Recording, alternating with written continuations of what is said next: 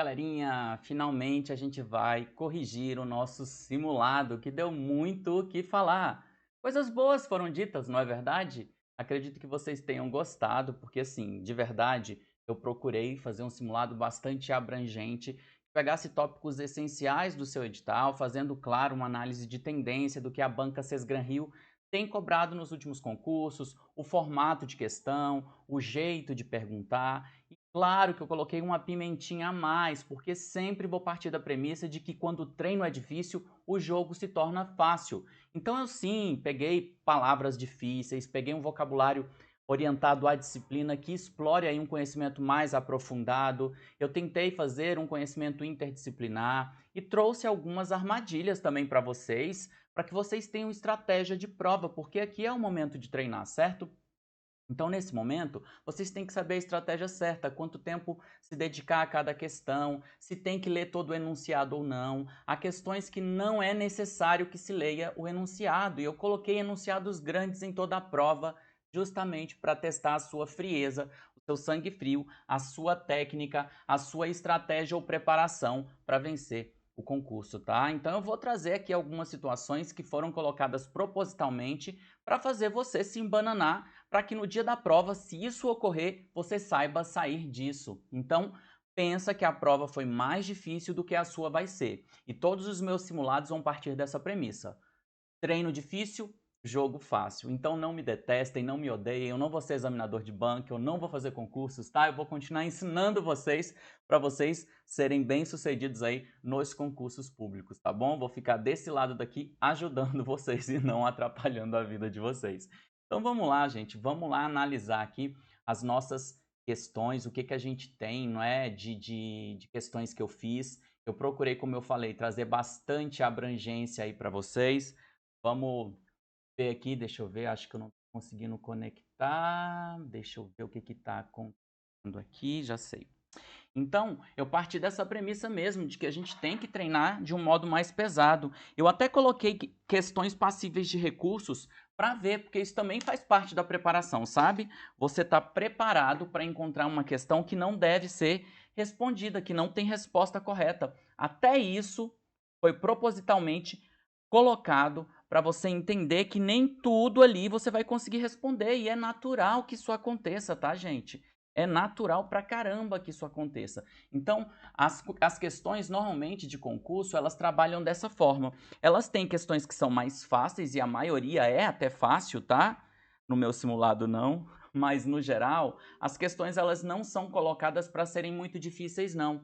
E aí, o que que acontece? Eles colocam de nível médio, né, uma questão assim não tão difícil, e colocam também algumas questões que são difíceis e outras que estão ali para errar.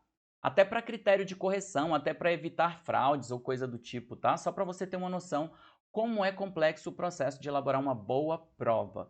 E eu tentei reproduzir esse processo, amplificando algumas questões problema para vocês justamente terem a habilidade de responder e refinar as estratégias até o dia 18 de agosto aí, dia da sua prova, tá bom? Então vamos lá, vamos para as nossas questões. Vamos resolver aqui as questões dos conhecimentos específicos do bloco 4 e 7. Para quem não sabe, tem aí no meu canal dos conhecimentos gerais que a gente já fez, tá? Então acompanha que vai ser bastante útil para você. Vamos falar então de governança e gestão e também de políticas públicas nessas questões mescladas, tanto do bloco 4 quanto do bloco 7. E é importante que eu diga que algumas das questões foram repetidas em uma prova e outra, mas as provas tiveram algumas diferenças, algumas sutilezas, e hoje eu vou tratar aqui desses temas, e há questões que foram exclusivas do bloco 7, mas que poderiam estar no bloco 4 e vice-versa, tá bom? Então eu também as trouxe para explicar, para ficar mais claro para você ter aporte de conteúdo, porque aqui agora o momento, né, você já tem o gabarito, você já tem aí o prazo para recurso, o momento agora é de a gente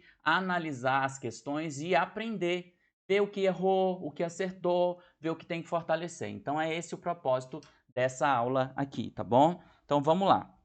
A primeira questão é sobre planejamento. Diz o seguinte: o planejamento pode ser conceituado como uma tomada antecipada de decisões acerca do futuro das organizações.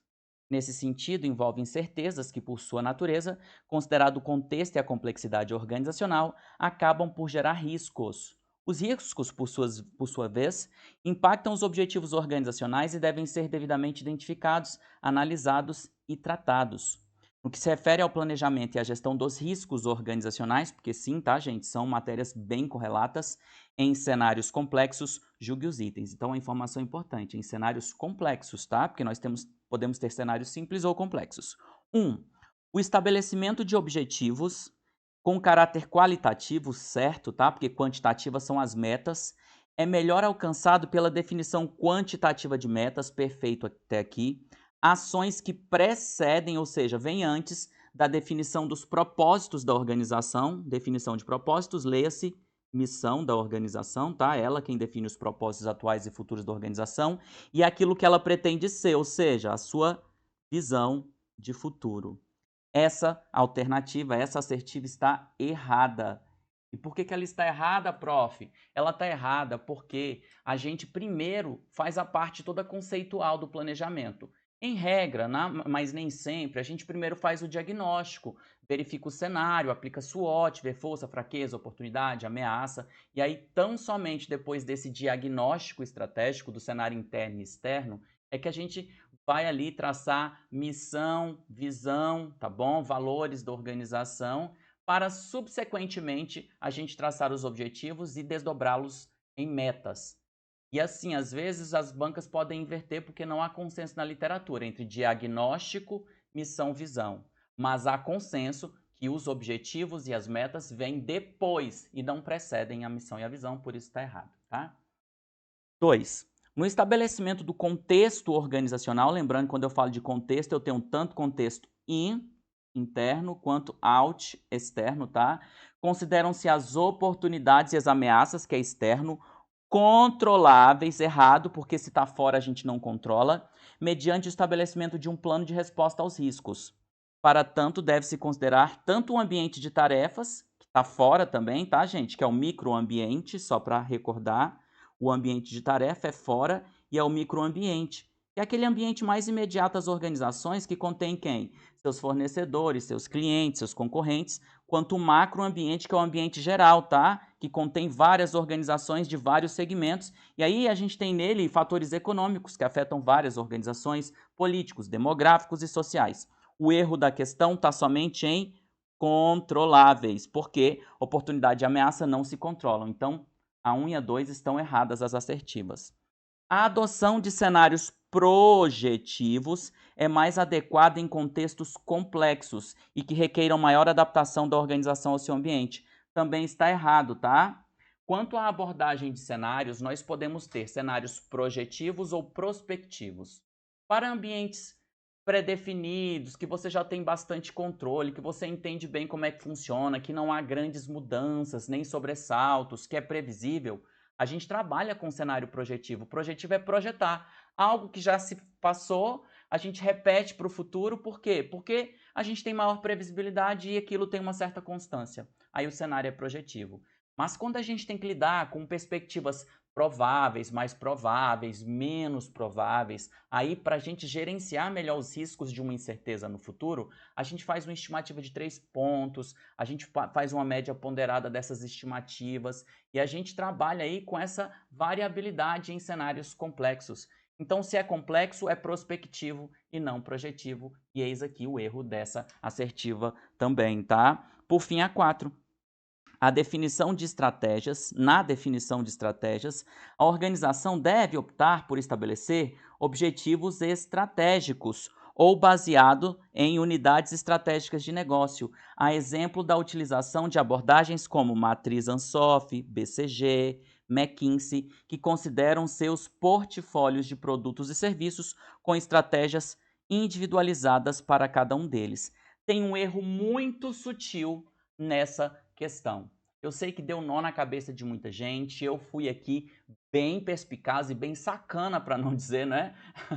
E eu coloquei pegadinha mesmo, para ver se você está atento. Aqui está dizendo que é o seguinte, ou você estabelece um planejamento estratégico com objetivos estratégicos, ou você faz objetivos específicos para as unidades de negócio na matriz McKinsey, BCG, Ansoff. Não é uma alternativa, tá, gente? Não é ou um ou outro. Na verdade, você faz um planejamento estratégico para toda a organização e, supletivamente, você pode fazer uma estratégia específica para cada unidade de negócio, tá? Então aqui também está errado. Ai, professor, que ódio de você. É bom você me odiar aqui, porque quando seu nome sair no diário oficial, você vai me amar, tá bom? Foi sutil? Foi sutil. Mas eu quero que você entenda que quando a gente trabalha com aqueles cenários de Porter, matriz BCG, matriz McKinsey, matriz Ansoff, a gente não tem que alternativamente fazer o planejamento estratégico, porque a gente sempre tem que fazer o planejamento estratégico. Essas outras abordagens mais modernas é que são supletivamente utilizadas aí com o planejamento estratégico. Então não é ou, é e, tá? Então olha só, na definição de estratégia, a organização deve optar por estabelecer objetivos estratégicos ou baseado em unidades estratégicas? Não, elas sempre traçarão seus objetivos estratégicos de longo prazo, mas, porém, contudo, no entanto, todavia, elas podem realizar um planejamento de unidades estratégicas de negócios, ou EN, segundo essas abordagens que eu acabei de ensinar para vocês. Então, olha, gente, olha. Então, quanto às assertivas, está correto que se aponta em D. Todas estão erradas. Eu não sei se no gabarito preliminar eu apontei algum erro, muitos questionaram essa questão, tá? Então presta atenção nela, todas estão erradas mesmo, tá bom? Todas estão erradas. Ah, e se você não concorda, você tem o prazo para recurso, ainda está aberto, tá? Eu vou estender até domingo o prazo para recurso, e aí eu defino na segunda o ranking e a nota final de todos os que participaram das duas fases e mandaram a discursiva, tá? Só vai figurar no ranking, claro, quem fez conhecimentos gerais, conhecimentos específicos e entregou a sua discursiva, tá bom? E sucesso para você que está no páreo. Vamos lá. Seguindo, só para vocês entenderem. Isso aqui é um cenário que eu chamo de projetivo, tá? Esse cenário projetivo é para ambientes previsíveis, só para trazer aqui conceitos que são importantes para a resposta dessa questão, tá bom? Então aqui ele vai pegar dados do passado e do presente e vai definir como é que é o futuro, de maneira mais simples, tá bom? Agora, nos cenários prospectivos, você tem um maior grau de incerteza. E se é maior o grau de incerteza, a gente tem que lembrar que incertezas geram riscos. Então a gente até usa dados do passado e do presente. Só que quando a gente for estabelecer nosso cenário futuro, a gente pensa num futuro possível, né, em vários futuros possíveis. A gente pode até trabalhar com a estimativa de 3 pontos, que é mais provável, menos provável e provável, tá? É uma outra abordagem que você pode encontrar aí, uma estimativa de 3 pontos, tá? Só para explicar aquela lá. E aí, só para lembrá-los, porque eu trouxe as questões, os conceitos aqui, essa daqui é a matriz BCG. O que é que ela analisa? O grau de participação relativo no mercado e o grau de crescimento no mercado. O mercado é quantos clientes estão buscando esse produto ou serviço e participação relativa é recurso, é dinheiro que entra, né, dessa UEN. As estrelas são as vedetes do negócio, de modo que ela tem alto crescimento e alta participação. As vacas leiteiras, elas já não crescem mais, mas elas têm alta participação, elas dão dinheiro, leite, que é para você nutrir as outras UENs, tá? E aí o ponto de interrogação, ele até cresce, tem um crescimento no mercado, só que a gente não sabe se vai dar retorno, se vai dar lucro. Se ele der lucro, vira uma estrela. Se não der, vira um cão ou abacaxi. E como cão ou abacaxi deve ser eliminado. Isso é uma estratégia de unidade estratégica de negócio que é estabelecido junto com o planejamento estratégico, após o planejamento estratégico e não ou, tá bom? E aí, quanto às fases do planejamento estratégico, como eu disse, a gente faz o diagnóstico estratégico, basicamente a gente usa SWOT aqui, para ver força, fraqueza, oportunidade e ameaça do ambiente interno e externo. A gente define a missão da empresa e nessa mesma fase a gente também define a visão e valores, tá? E valores, isso aqui é segundo Djalma de Oliveira, tá ok? E aqui a gente começa a traçar objetivos, metas, estratégias, tá bom? Estratégias. Então, gente, é só depois da missão e da visão que a gente faz isso e não antes, tá? E claro, a gente faz controle e avaliação por meio de indicadores. Esse controle pode ser prévio, pode ser corrente ou de resultados, né, a posteriori ou posterior, tá bom? Vários tipos de controle aí, a gente usa os indicadores para tanto, tá bom? E aí, deixa eu apagar aqui para não ficar confuso, embananado aqui para vocês. A gente quando fala aqui da SWOT, a gente tem que lembrar que a gente tem tanto uma análise interna com forças e fraquezas, tá? As forças estão dentro, você controla e te ajuda. As fraquezas estão dentro, você controla, mas te atrapalham. Agora, quando a gente fala do ambiente externo, a gente fala de oportunidades e ameaças, que são incontroláveis e que podem ajudar ou podem atrapalhar. São hipóteses, são o quê? Riscos. Então, aqui eu estou falando de riscos, ó. Aqui eu estou falando de riscos, tá? Só para ficar bem claro para vocês. E é claro, a matriz Ansoff vai falar tanto de mercados, que são os clientes que a gente tem ou quer conquistar, quanto de produtos, que são os que a gente desenvolve ou quer desenvolver. E aí, quando a gente combina produtos existentes com mercados existentes, a gente faz penetração de mercado. Porém, se os mercados são existentes, mas os produtos são novos, a gente faz desenvolvimento de produtos.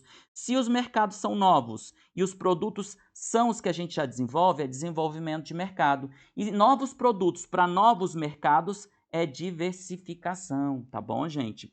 E tem uma questão que é recorrentemente cobrada pela Sesgran Rio, que eu não coloquei aqui, que tem a ver com diversificação também, que é quando a organização faz o que a gente chama ali de diversificação ou de diversificação concêntrica. O que é essa diversificação concêntrica? É quando ela não muda o seu modo de produção, ela trabalha com modo de produção ou na mesma região geográfica, tá? Que é mais simples, tá bom? Agora, a diversificação mais ampla, ela pode explorar novos territórios, pode ter outro processo produtivo diferenciado que torna mais difícil, tá? E tudo isso é cenário de desenvolvimento para as organizações, tá, gente? E a gente também fala muito, quando fala de Ansoff, de integração vertical. O que é essa integração vertical? É quando a organização passa a ter mais etapas do processo produtivo. Se, por exemplo, antes ela não produzia os insumos que ia aplicar o processo produtivo e passa a utilizar, ela faz integração vertical para trás. E se ela faz, não é, mais etapas posteriores, tipo como logística, como entrega, transporte para o cliente final, ela está com outras etapas pós-produção, ela faz uma integração vertical para frente ou jusante, tá? Para trás é chamada de montante, para frente é chamada de jusante, às vezes eles cobram isso, tá? A Sesgran Rio gosta, diferente de outras bancas que não cobram isso tanto. E aqui é a matriz McKinsey, que vai avaliar a força competitiva e a atratividade do produto ou serviço no mercado. Todas elas são estratégias baseadas em UEN, Unidade Estratégica de Negócio. Escrevi errado, é UEN, tá bom? E foram os conceitos que eu abordei nessa questão. Vamos para frente, questão 2. Suponha que o Ministério das Cidades queira lançar um programa com o intuito de oferecer aos grupos familiares de baixa renda que habitam moradias inadequadas a aquisição de material de construção destinado à reforma, à ampliação ou conclusão das unidades habitacionais que sejam titulares, possuidores ou mesmo detentores. No que se refere à análise SWOT, utilizada para o levantamento de contexto para a definição do melhor desenho e estrutura da referida política, levantaram-se as seguintes informações. Porque sim, tá, gente? Na definição de políticas públicas, na definição do desenho das políticas públicas, a gente costuma usar a análise SWOT para ver todas as forças, as fraquezas, as oportunidades e as ameaças. Olha como essa ferramenta é versátil.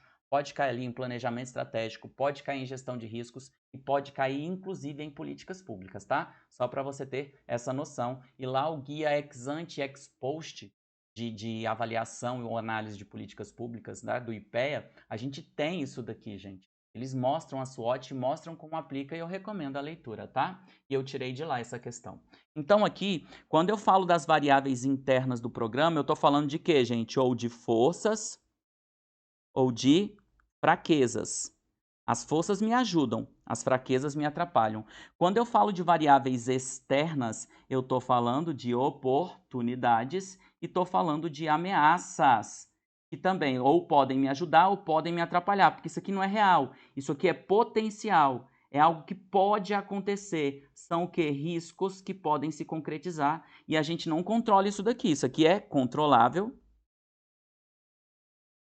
isso aqui é incontrolável, só para constar, tá bom? Que eu já falei isso exaustivamente. Aí vamos ver lá, ó. Incentivo à regularização fundiária. É favorável para a organização. Utilização de software SIS-Reforma proporcionando alta capacidade de controle e transparência. Favorável. Então já temos aqui duas forças. A ausência de registro de controle das áreas pós-reformadas para serem medidas. Aqui nós temos uma fraqueza. Amplia a carteira de ações do governo federal direcionadas à correção do déficit habitacional. Ou seja, 3 forças e uma fraqueza aqui. Agora vamos ver o cenário externo. Grande interesse da população no acesso aos recursos por ser benefício social sem contrapartida financeira, ou seja, vai ser um sucesso. O pessoal vai aderir, então é uma oportunidade. Momento de crise fiscal e diminuição do investimento, ou seja, isso pode impactar negativamente, é uma ameaça. A autoconstrução pelo beneficiário poderá proporcionar altos índices de desperdício de material, isso é uma ameaça. Tá? A autoconstrução também aumenta a possibilidade de acidentes de trabalho, ou seja, é uma ameaça. Então, nós temos uma oportunidade e 3 ameaças. Então, aqui no cenário interno predominam as forças e no cenário interno predominam as ameaças, tá? Só para constar, e era isso que você tinha que entender para responder a essa questão.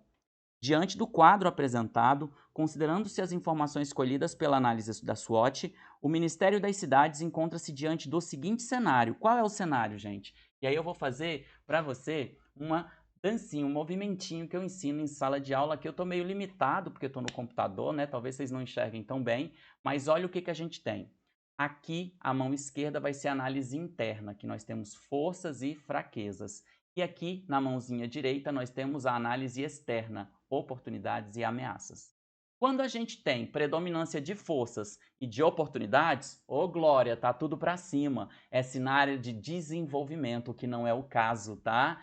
Quando a gente tem predominância de fraquezas, tá? Mas tem oportunidades, a gente tem um cenário de crescimento. Quando a gente tem predominância de forças, mãozinha para cima, mas algumas ameaças, tá? Mãozinha para baixo, a gente tem um cenário de quê, gente? De manutenção, porque em time que está ganhando não se mexe. Então, se predominam as forças, mas sobram as ameaças, a gente tem que se manter firme. Estratégia de manutenção. E se tá tudo para baixo, fraqueza com ameaça, a gente está na merda. Cenário de quê, gente? De problema. Um cenário de sobrevivência.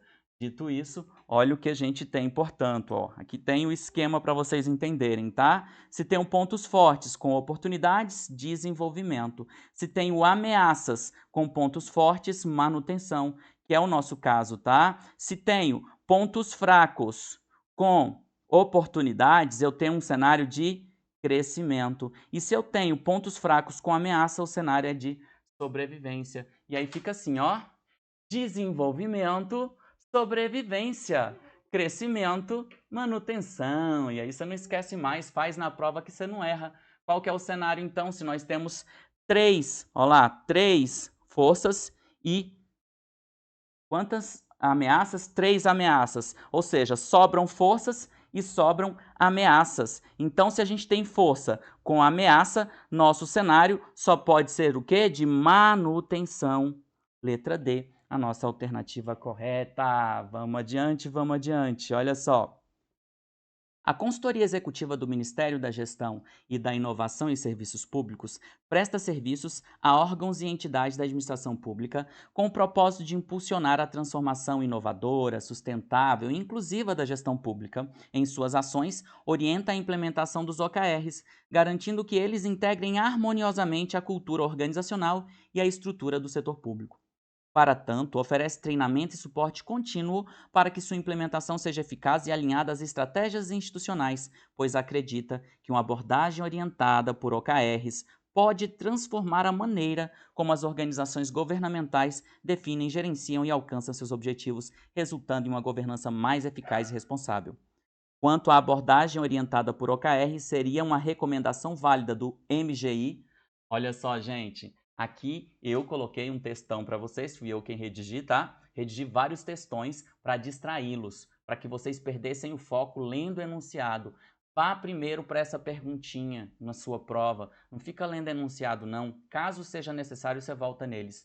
Quer ver como não precisava? A questão fala de OKR. O que é uma recomendação válida que o MGI poderia dar em relação ao OKR? Vamos analisar as questões, nem precisava ter lido o enunciado, tá? Como aqui eu não estou fazendo prova, eu li para vocês. Vamos lá, os objetivos estratégicos possuem dimensão quantitativa. Tá errado, tá? Porque quando a gente fala de objetivo, ele é quali. Quem é quanti são as metas ou os resultados-chave, tá? E são desdobrados em metas ou resultados-chave que devem ser quali. Mentira que eles devem ser quanti. Então já tá errado aqui, tá bom? Opa, passou sem querer.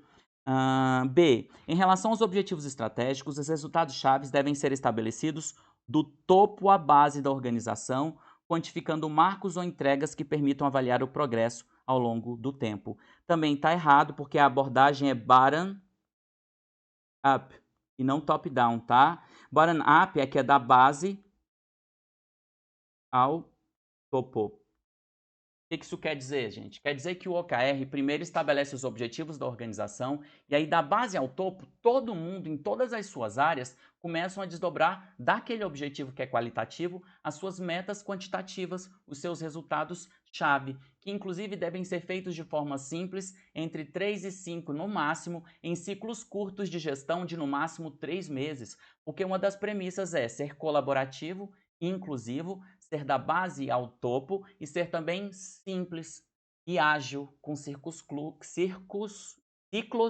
curtos de monitoramento. Trava-língua, né? Trava-língua. Vamos lá, então. Então tá errado. C. Quanto mais complexos forem os objetivos estratégicos, maior deve ser o número de resultados-chave. Já tá errado, né? Porque a gente sabe que é entre 3 e 5 no máximo, então tá errado. Dada a simplicidade e transparência, ok, do modelo, a definição de objetivo segue, entre outras, a abordagem de objetivos e resultados-chave. Sim, primeiro você faz o objetivo, depois os resultados-chave da base ao topo. E tem como premissa estabelecer um único resultado-chave para cada objetivo? Aí também não, né? Simple pero no mucho, né? Pero no tanto. Claro que sim, a gente tem uma simplicidade, uma transparência, o aspecto colaborativo, mas não é um objetivo e uma meta. É entre 3 e 5 metas ou resultados-chave para cada objetivo. O erro está aí também, né? Nem 8 nem 80. E com base nos objetivos estratégicos, as equipes devem definir poucos resultados-chave, certo? Entre 3 e 5, ou metas, segundo o enfoque colaborativo, que é justamente da base ao topo, né? Que é bottom up. Transparente, sim, né? Porque essa transparência faz com que as pessoas tenham um maior compromisso com aquilo que declararam, tá? E em ciclos curtos de duração, normalmente trimestrais. Perfeito, sem óbice, letra E. E aqui eu coloco um esquema para vocês, tá? Então, primeiro a gente estabelece o objetivo, mas para alcançar esses objetivos, a gente estabelece resultados-chave, que são metas. Esses objetivos são quali. E essas metas, esses resultados-chave ou metas são quanti. Tá? Quantitativos. E aí, o que aqui a gente tem nos KRs, né? Nós temos as entregas, os resultados ou outros marcos que ajudam a monitorar a evolução ou atingimento do objetivo, tá? Que são quantificados, mensuráveis, arrojados, desafiadores, poucos, mas realizáveis e significativos. Já os objetivos, eles devem ser significativos, concretos, inspiracionais, qualitativos e não apenas um número, tá? Só para fixar o conhecimento aí. Eu acho que deve cair OKR para vocês, tá? Não tem exemplo de questões com OKR da banca Sesgran Rio, mas como é um tema quente que a administração pública está adotando muito, tem se falado muito, inclusive o PPA adota essa questão de resultado-chave, sabe? Esse PPA atual do governo. Então é interessante entender essa logística toda do OKR e eu creio que deve cair alguma coisa. E para o bloco 7, eu não ficaria surpreso se caísse uma questão discursiva aí mesclando a OKR com orçamento, por exemplo, com políticas públicas, tá? Não ficaria surpreso porque é um tema quente, tá? Vamos lá, questão 4. Os serviços podem ser compreendidos como atividades que envolvem interações entre clientes, funcionários, equipamentos, instalações e procedimentos, com resultados que satisfazem necessidades e desejos dos consumidores. Aqui eu estou falando da cadeia de valor, né, gente? É um ato que deve ser executado pelo prestador, tendo-se em mente a forma com a qual o cliente gostaria que lhe fosse prestado, independentemente da quantidade e intensidade da mão de obra utilizada. No âmbito da administração pública, estes clientes são os cidadãos, os usuários de serviços públicos. Aí vamos lá. Precisava ter lido isso tudo? Não, foi só para te motivar, tá bom? Te motivar a perder tempo. Então, no âmbito da administração pública, a criação de serviços públicos deve considerar exceto, ou seja, eu tenho que achar o erro. Então, mais uma vez, eu coloquei um textinho para te distrair, para tirar teu tempo. Nesse caso, mais uma vez, não havia necessidade de ler, tá bom? Não havia. Mas ali eu expliquei, eu dou uma pequena aulinha do que é cadeia de valor, como é que é toda a cadeia de valor entre os insumos até a entrega de resultado ao cliente, que no caso da administração pública são os cidadãos, tá bom? Vamos lá então, adiante, avante, meu povo, estamos evoluindo aqui. Olha só. Devem ser prestados, né, esses serviços públicos, preferencialmente em, né, faltou um M aqui, em meio digital, o que aumenta o número de handoffs e propicia maior agilidade no atendimento e racionalidade quanto ao uso de recursos materiais e humanos. O único problema é, aumenta o número de handoffs. Hoje, se a gente pega a lei do governo digital, que é aplicada ao Executivo Federal, a gente tem ali uma série de premissas na prestação de serviços públicos, que deve preferencialmente ser prestado em meio digital, sim, valorizando aquilo que a gente entende por autosserviço, tá? De fato, a gente tem integrado as TICs, Tecnologia da Informação e da Comunicação, na prestação de serviços. A gente tem o governo enquanto portal. A gente tem no único portal, por exemplo, aquele que você fez sua inscrição, tudo que você precisa em termos de serviços e os órgãos e as entidades da administração pública federal presta ali no âmbito do executivo, tá? Então, o que você deve ter em mente? Os handoffs, dentro da gestão de processos, são etapas do ciclo produtivo. Então, por exemplo, quando eu faço uma etapa do trabalho, passo para o meu colega, que passa para outro setor, que passa para outro colega, que passa para outro setor, cada passagem de mão dessa é um handoff. E o que acontece quando a gente digitaliza os serviços públicos? A gente diminui esse tanto de etapa e esse tanto de responsáveis por tarefas meramente burocráticas e rotineiras. Aí a gente tem uma simplificação administrativa, a gente tem a diminuição da burocracia. E aí nós, enquanto cidadãos, somos atendidos com mais qualidade e presteza e nós ficamos mais felizes, mais satisfeitos. Não é isso, gente? Pelo menos deveria ser. Então, aqui está errado quando diz que aumenta o número de hand-offs. Na verdade, quando a gente desburocratiza, quando a gente simplifica, quando a gente melhora e faz isso normalmente por meio da tecnologia da informação e da comunicação, por meio da digitalização dos serviços, a gente diminui o número de handoffs. Por isso, essa alternativa está errada. Próximo. Segundo a abordagem da cadeia de valor, tá? O desenvolvimento tecnológico aplicado e a gestão de recursos humanos são atividades de apoio, ao passo que o marketing e os serviços oferecidos aos usuários são atividades primárias. O que ele está falando aqui? Ele está falando da cadeia de valor de porta e eu vou mostrar ela aqui para vocês, ó. Deixa eu até abrir aqui na internet um gráfico para mostrar para vocês que eu não deixei uma pronta aqui. Então, ó, vou colocar aqui para vocês verem, olha só. Achei uma aqui na internet. Vamos lá, ó. Só para você ver como é que é uma cadeia de valor. Então, cadê tua imagem, infame? Olha só, aqui está a abordagem da cadeia de valor.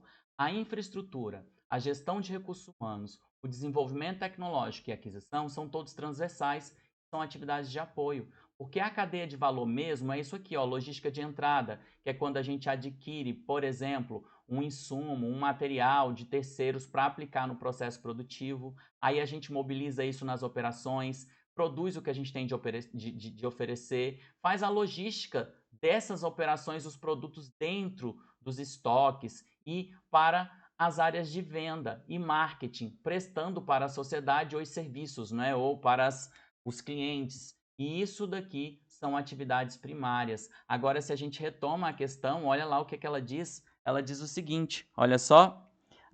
Segundo a abordagem da cadeia de valor, o desenvolvimento tecnológico aplicado e a gestão de recursos humanos são atividades de apoio, perfeito? Ao passo que o marketing e os serviços oferecidos aos usuários são atividades primárias. Está aqui a nossa questão correta. Vamos ver o erro das demais. O Executivo Federal procura transformar o governo em uma plataforma virtual única de serviços de seus órgãos e entidades, acessados a partir de uma numeração única, o cadastro de pessoas físicas, CPF. Então, gente, aliás, a questão pediu a errada, né? Olha o professor vacilando aqui. A questão pediu a errada, a gente já achou a errada, né? A errada é o quê? A de amor. Então essa daqui tá certa. E aí eu vou aproveitar e vou mostrar para vocês aqui o gov.br. Gov.br, para vocês verem a plataforma do governo federal aqui. Olha só a plataforma do governo federal. Você tem aqui, ó, você pode buscar vários serviços, você faz login aqui, né, ó. Você vem aqui, você faz login, entrar no gov.br. Ó o que que eles pedem. Ai, meu Deus, eles mostram aqui o campo para você logar com o CPF. Isso daqui, tá, meu povo? Isso daqui tá lá na lei do governo digital. E quando você loga, eu vou logar aqui sem mostrar para vocês meu CPF, né? Agora, professor vacilo. Você loga e aí eles te pedem uma confirmação, eles pedem um código de acesso que você mostra, você loga aqui, ó, gov.br. E aí tá aqui, ó, na palma da mão, você vem, né, e coloca aqui, ó, gerar código de acesso, aí você loga lá. Vou logar o meu código de acesso aqui, tal. Aí vou logar e vou mostrar para vocês aqui um pouco do governo como plataforma. Olha só. Deu erro. Enfim, não vou ficar perdendo tempo não, mas é assim, tá bom? Aí a gente faz dessa forma, devo ter digitado o código de acesso errado, né, gente? Então, a gente faz dessa forma e a gente, de fato, tem uma série de serviços e funcionalidades ali, inclusive a assinatura digital pra gente. É, muito bacana essa iniciativa e eu uso bastante. Não sei se vocês usam, mas é bacana, tá bom? Tá correto isso daí. Vamos para a próxima. É pertinente considerar a desburocratização, a modernização, o fortalecimento e a simplificação da relação do poder público com a sociedade, perfeito, mediante serviços digitais acessíveis, inclusive por dispositivos móveis. Eu vou até abrir aqui, tá, gente, a minha aula em PDF que eu forneço na minha mentoria para os meus mentorados, para vocês verem aqui como que isso é bacana. Olha só. Aqui tá tudo certo, olha só, Ctrl F, Ctrl L, né? Desburocratiza. Tá escrito aqui, ó. De modo geral, a referida lei dispõe sobre o aumento da eficiência na administração, especialmente por meio da desburocratização, da inovação, da transformação digital e participação do cidadão. Para tanto, a lei dispõe de princípios, regras e instrumentos que se aplicam. Aí eu coloco aqui. Aí vamos lá, outro ponto aqui, não é? Móvel. Eles falam aqui da prestação de serviços por meio de dispositivos móveis, né? Móvel. Aqui, ó. Olha só. Foi de onde eu tirei a questão, ó. Nesse contexto, atentamos-nos aos princípios e diretrizes, ó. Desburocratização, modernização, fortalecimento e simplificação da relação do poder público com a sociedade, mediante serviços digitais, acessíveis inclusive por dispositivos móveis. E aí, se você pegar aqui, foi o copia e cola, tá bom? Que tá bem aqui na assertiva e que foi retirado da própria norma, tá bom? Então, tá certinha também essa daí. Deve haver a preocupação com a simplificação dos procedimentos de solicitação, oferta e acompanhamento dos serviços públicos, com foco na universalização do acesso, sim, não é, gente? E do autosserviço, com a consequente eliminação de formalidades e exigências cujo custo econômico ou social seja superior ao risco envolvido. E aí eu coloco isso aqui também, foi copiado, ó, risco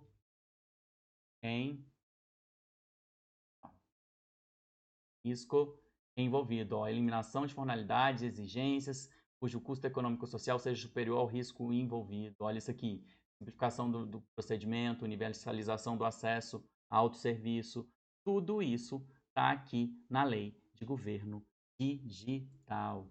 Então, é isso, não é? Algumas questões são simplesmente copia e cola das normas, tá, gente? Como não podia deixar de ser, eu também fiz questão desse jeito.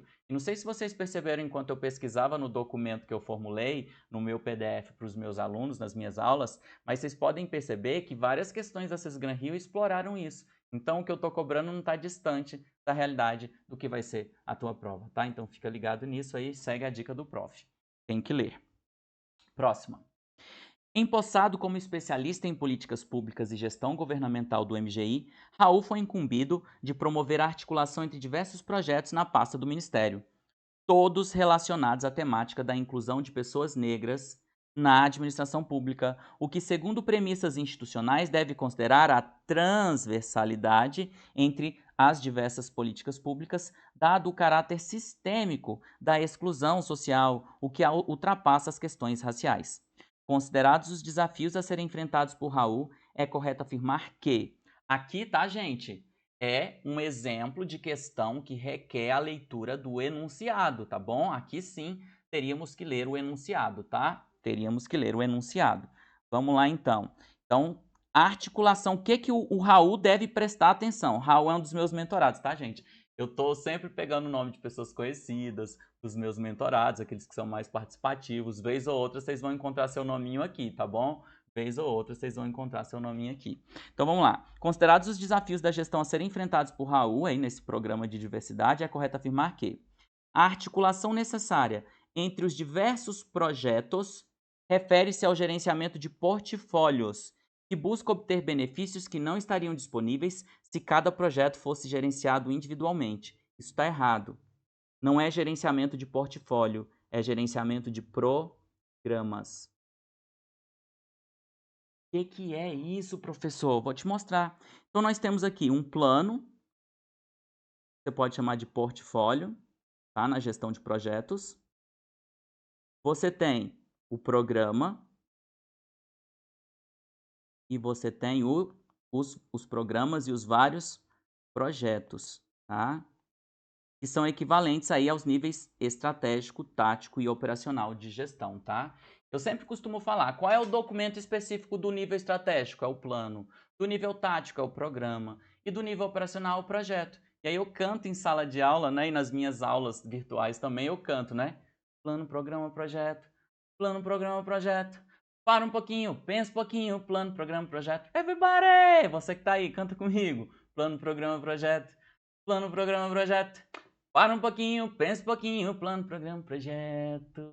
E aí a gente vai, né? A gente vai adiante e aí a gente consegue, portanto, articular um conjunto de ações para chegar aos objetivos estratégicos. Quando a gente fala de gerenciamento de projetos, para você ter noção, o gerenciamento de projetos é, portanto, o nível operacional. Só que quando a gente começa a ver que aqueles projetos isolados, gerenciados isoladamente, podem ser gerenciados em conjunto, porque guardam entre si uma pertinência temática e a gente junta para gerenciar centralizadamente, a gente tem um programa. Então, um programa é um conjunto de projetos que têm pertinência temática entre si e são gerenciados em conjunto para obter benefícios que não estariam disponíveis se eles fossem gerenciados individualmente, o que denota um nível maior de maturidade no gerenciamento de projetos, tá? E aí, quando a organização evolui um pouquinho mais e ela começa a gerenciar seus vários programas, projetos, subprojetos, portfólios, aí esse nível é mais alto. É lá no nível estratégico, é um nível maior de maturidade. Então, é um portfólio. O que é um portfólio? Um conjunto de programas e projetos. O que é um programa? Um conjunto de projetos, tá bom? Então, tá errado porque disse que era um portfólio, quando na verdade era um programa. Vamos lá. O gerenciamento de projetos deve considerar o equacionamento de incertezas, certo? E riscos, certo? Porque os riscos advêm das incertezas, tá? Que tendem a crescer progressivamente à medida que os resultados dos projetos são construídos, o que é diretamente proporcional aos custos da mudança. Essa é uma questão de lei de cair e ela está muito errada. E eu vou mostrar isso para vocês, tá? Olha o que acontece quando a gente começa o projeto. A gente tem pouco conhecimento dele, portanto há muitos riscos e incertezas. À medida que a gente vai avançando para o fim do projeto, os riscos e as incertezas vão diminuindo. Agora, como o resultado é construído progressivamente, no início é barato mudar o projeto, porque ele ainda não está pronto. Agora, conforme você vai concretizando esse projeto, que é construído progressivamente, vai ficando muito caro mudar o projeto no fim, tá? Então, são inversamente proporcionais, tá? Ao longo do ciclo de vida. O risco e a incerteza e o custo da mudança. Portanto, essa assertiva está errada, meu povo. E segue o baile. C. Os projetos devem considerar restrições que interferem na qualidade do gerenciamento, como o tempo, que são os cronogramas, né? Os custos, que são os orçamentos, que são independentes da restrição do escopo do projeto. Errado, tá, gente? Então, nós temos a pirâmide da qualidade do gerenciamento, que é justamente escopo, tempo e custos. e define se você está gerenciando com qualidade ou não. O que o escopo define? Tudo o que você vai fazer e tudo o que você vai entregar no âmbito de um projeto. Isso é o que? O escopo.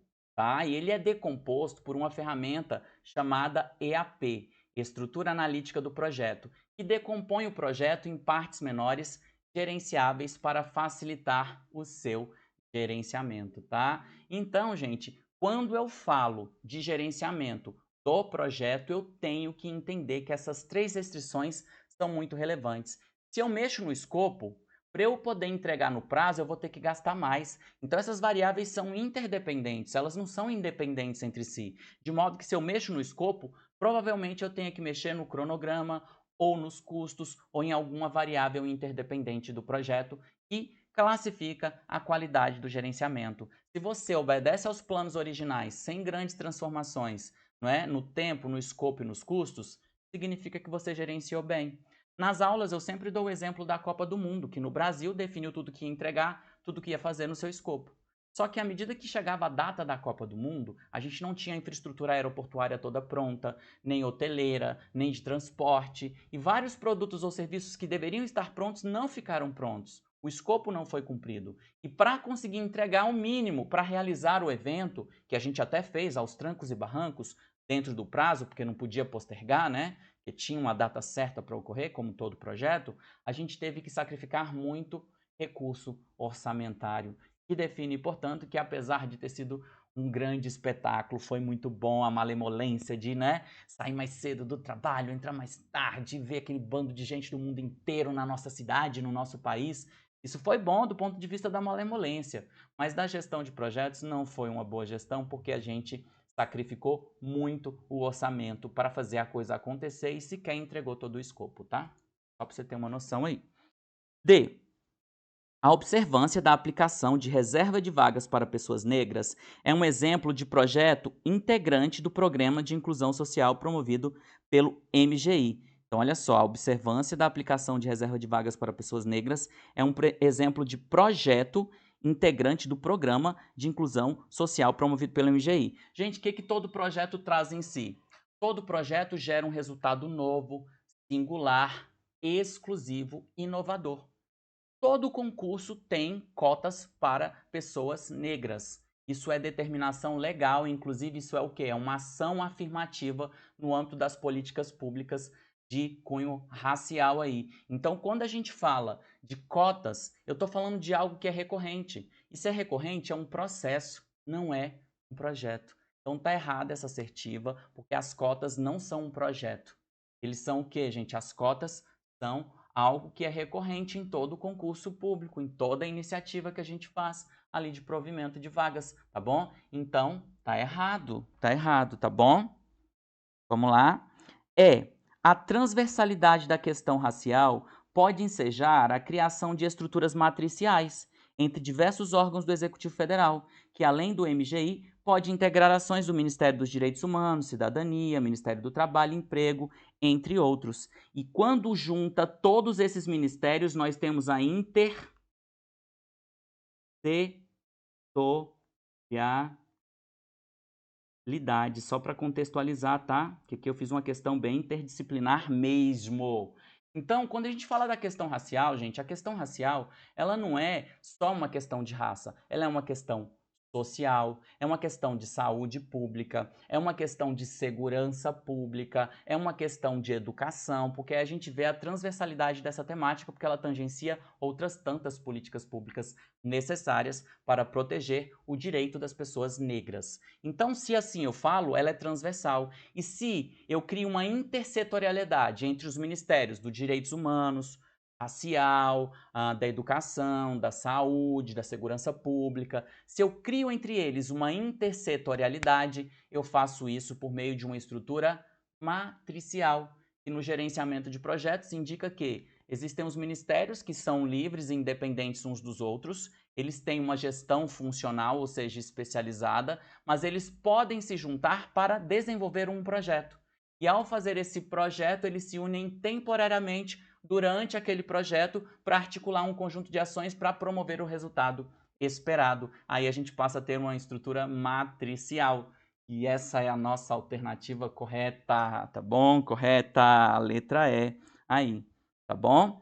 Então, ó, só para vocês lembrarem aqui, quando a gente fala também de custos e nível de pessoal, o projeto, na fase de iniciação, gasta pouquinho, tem poucas pessoas mobilizadas. À medida que vai para a fase de organização e preparo, que é equivalente ali à fase de planejamento, aumenta. Só que o pico de trabalho de atividade é durante a execução. Só que quando aproxima da fase final, que são só as entregas, cai drasticamente o custo e o nível de atividades. Então, a gente começa com pouca atividade, vai aumentando gradativamente, tem um pico na fase de execução e cai drasticamente na fase de encerramento, tá? E aqui eu mostro os grupos de processo e a relação entre eles. Olha só, no início dos projetos são os processos de iniciação que demandam mais atividade, seguido dos processos de planejamento, seguido dos processos de execução e, por fim, dos processos de encerramento, porque o controle é mais recorrente, não é? Ele tem um comportamento diferente, nenhum pico e nenhuma fase, tá? E aqui é como se fosse o Ministério 1, Ministério 2, Ministério 3, eles se unem temporariamente para desenvolver um projeto de questão racial misturado com saúde, com educação, com segurança pública, aí inaugura-se uma estrutura matricial, só para fechar bem bonitinho isso que eu trouxe de conhecimentos que você precisava deter para responder a essa questão. Dito isso, a gente fica por aqui nesse primeiro bloco de aulas e num outro vídeo eu continuo a fazer as correções do seu simulado, ainda com o tema governança e gestão, cabível tanto para o bloco 7 quanto para o bloco 4, e essas foram as questões iniciais do nosso simulado. Até mais, meu povo, vamos para frente!